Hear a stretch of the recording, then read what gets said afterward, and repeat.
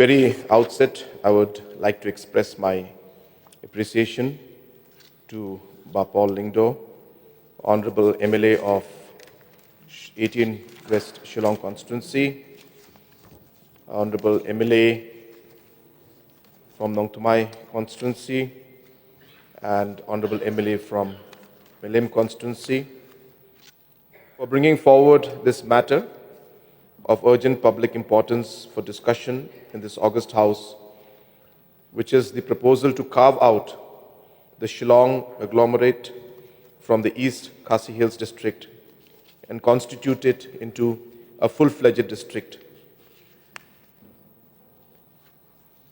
and which is a significant issue that warrants careful deliberations.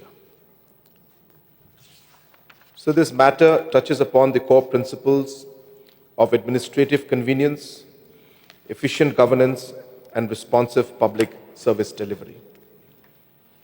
As our state capital continues to expand in size, complexity, and population, it becomes increasingly important to examine whether our existing administrative structures are adequately aligned with present and future governance needs. It is therefore both timely and appropriate for this House to deliberate on the proposal in the larger interest of robust governance and effective administration. Sir, I would like to first of all highlight as to what an urban agglomeration is, as defined by Census of India 2011. An urban agglomeration is a continuous urban spread constituting a town and its adjoining outgrowths, or two or more physically contiguous towns together with or without outgrowths of such towns. The census further clarifies that an urban agglomeration must comprise at least one statutory town, and the total population of all the constituents should not be less than 20,000 as per the previous census. Thus, an urban agglomeration is essentially a cluster of urban settlements that are physically and functionally integrated. The components of an urban agglomeration constitutes core town, statutory town, which is a municipality, corporation, cantonment board, or notified town area with its own urban governance structure. It serves as the nucleus around which urban expansion occurs. 2. Outgrowths, in which areas adjoining the main city or a town that exhibit urban characteristics such as developed residential colonies, industrial estates, railway colonies, education or institutional campuses. These are located outside the statutory limits but are contiguous and dependent on the core city. Contiguous towns, in which smaller towns that have grown physically close to the main city and emerged into a single urban spread due to expansion.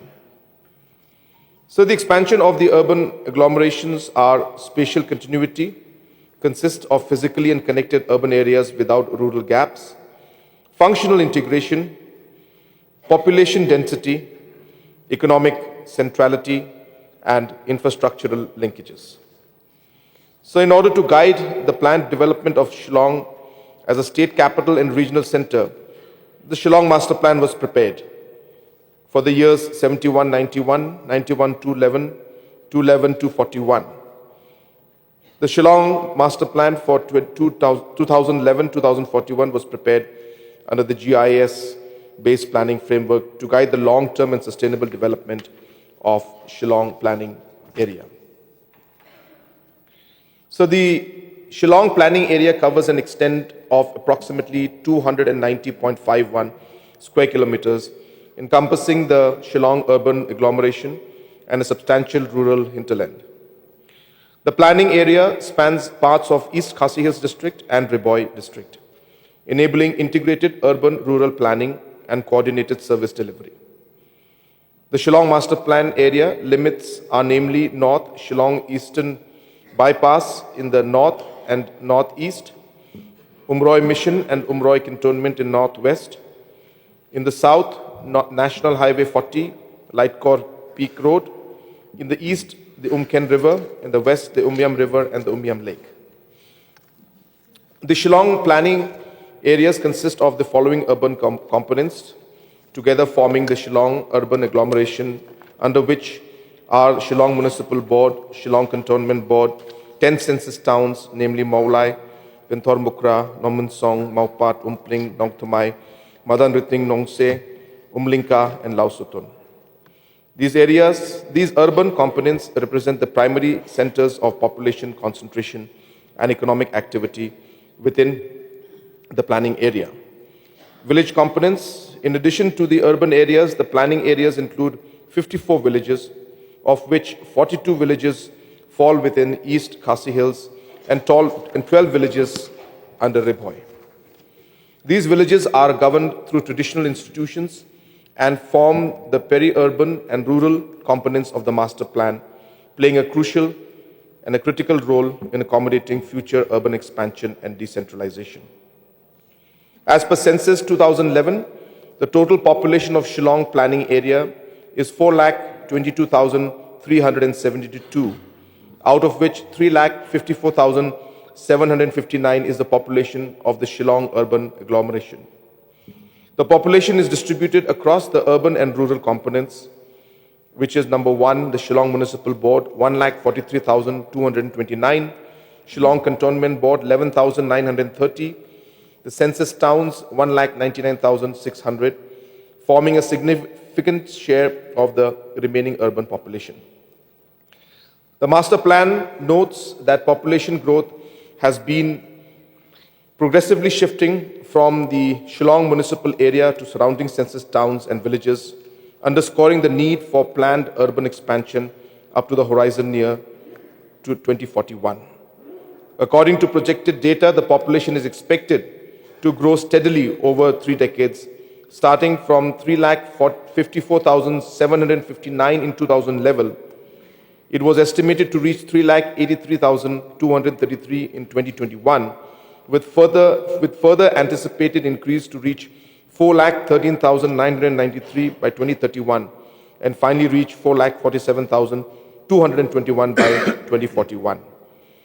Sir, unlike other cities in the country, Shillong has a unique administrative structure, and the municipal board is only one of the units, the others being the KHADC, the CM ship, and the Dorbar Shnong. In addition, there are government departments and agencies like PWD, PHE, Urban, MUDA, Meghalaya Urban Development Agencies, which implement various schemes and programs at the state government. There is a need to coordinate the activities of various institutions and agencies so that there is a planned and effective development of all the areas and villages. Thus, sir, an urban agglomeration symbolizes the spatial and functional integration of urban areas where a core city merges with its adjoining settlements to form a continuous urban region. In India, such agglomerations are the driving force behind economic growth, innovation, and demographic change. Mr. Speaker, sir, in view of the unprecedented urban expansion, extraordinary pressure is placed on civic administration, law enforcement, infrastructure, and public services. I would like to inform that for declaring an area as a district or subdivision, the following criteria are taken into consideration. 1, extent of area. 2, population. 3, distance from existing district subdivision headquarters. 4, lack of education and healthcare services. 5, general economic backwardness. 6, public convenience. 7, communication. And 8, availability of funds. Further, proposal for creation of new districts, subdivisions has to be placed before a committee headed by Chief Secretary and comprised of the following members: Additional Chief Secretary, Home, Police, the Principal Secretary, CNRD, Commissioner of Divisions of Khasi Hills,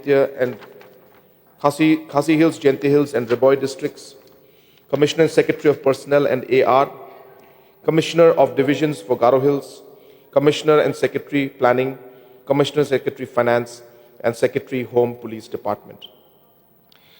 Mr. Speaker, sir, therefore, regarding the proposal to carve out the Shillong agglomerate from the East Khasi Hills district and constitute it to a full-fledged district, the government will have to scrutinize and examine the matter in detail in order to arrive at an informed decision for better governance and citizen-centric administration. Sir, I also would like to reply specifically to the concerns that the honorable members have expressed and to the points that they have mentioned in their speech. And sir, overall, the reorganization of districts and the overall restructuring of administration has been a continuous exercise that we have followed. And I would put it on record in this house that the concept and the idea that has been floated through this short discussion, as correctly mentioned by our honorable member from Thymmai, has been discussed multiple times in this house as well as in the government also.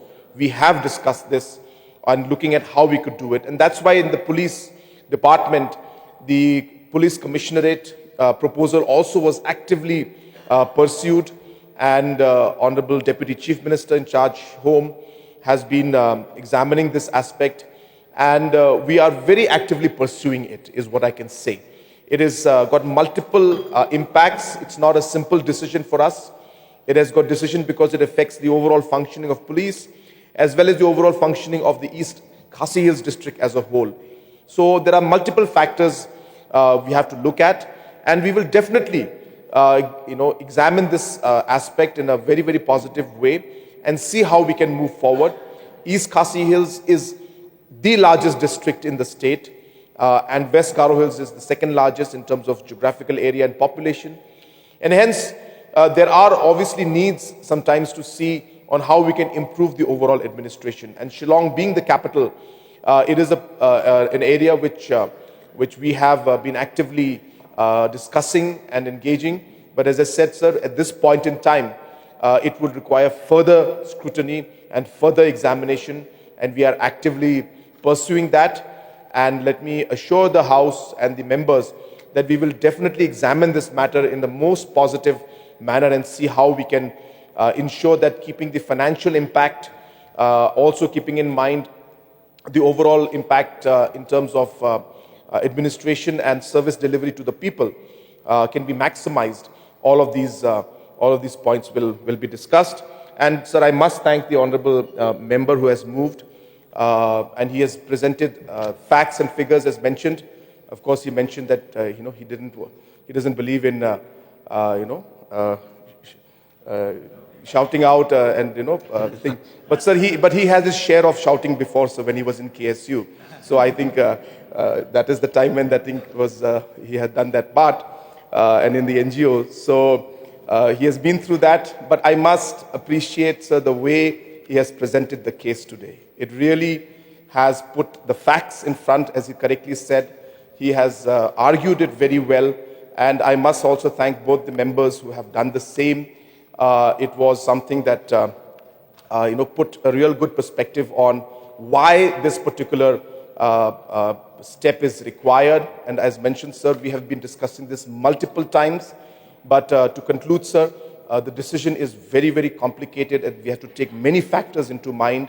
But looking at the overall expansion of Shillong city, and especially keeping in mind the new knowledge city and the new administrative city coming up, all of these considerations need to be looked into, sir. So I will leave it with that, sir, because as I said, this decision is not very simple. But definitely I can assure the House and the members that we will actively examine this matter. We will discuss with the MLAs, we will call them for discussion and see how we could move this forward, sir. So with these explanations, and once again thanking the honorable members for their contribution and their suggestions, sir, I resume my seat. Thank you, sir. Sir, can I, in order to take the discussions forward, can we at least get the assurance from the leader of the House that steps will be taken in a time-bound manner to ensure that we arrive at a decision, because we are also inching towards the general elections very soon. So it has to be done in a phased and formal manner, so in a time-bound manner. Yes, sir. So we will definitely pursue it in a time-bound manner.